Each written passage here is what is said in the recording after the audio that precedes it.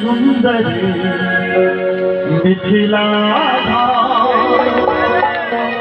दोसर पायत कौने था दोसर पायत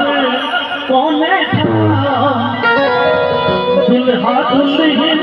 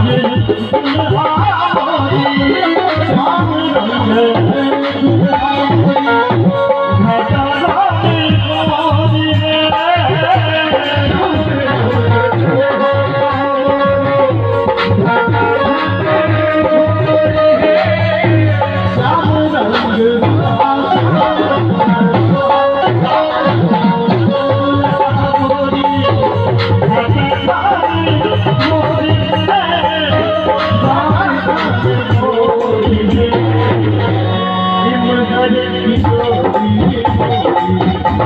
गिरधर किशोरी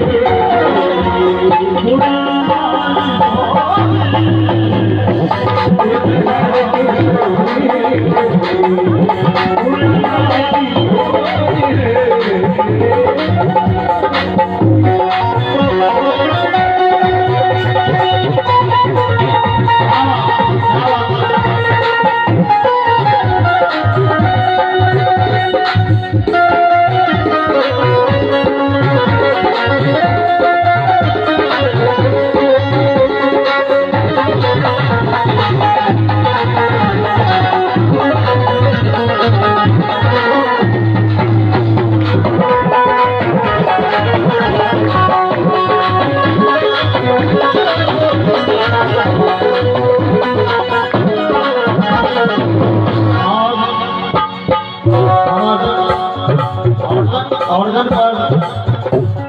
सुंदर संपादक राम बहादुर भाई और संजो पर हमारे बम्बम जी लगे हमारा इनका 10 वर्ष के बाद भेंट रहा दिल्ली मंच पर भेंट रहा दिल्ली के बाद कैसे भेंट रहा हमारे भाई साहब नाल पर संगत कर रहा है दुर्गेश जी पैड पर सब क्यों नीक संगत कर रहा है एक बार हिंदा सबके लिए जोरदार टोकरी बजा दिया और साउंड के बेताज बादशाह आर के साउंड उनको बहुत बहुत आभार प्रकट रहे और ज्यादा समय नहीं ले हमारे महाराज जी तो क्षमा प्रार्थी छियै चूँकि माहौल बन गेल छै ताहि दुआरे बस संक्षेप में सुनाबै छी जिया परसुखिया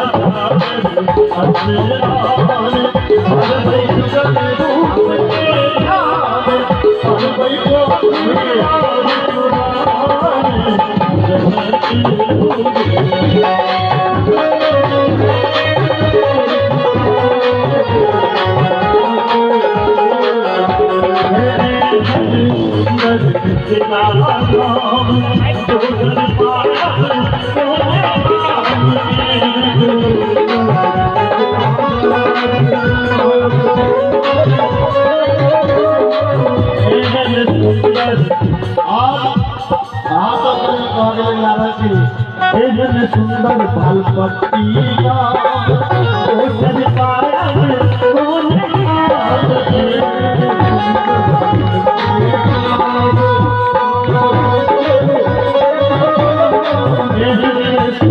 फल पत्तिया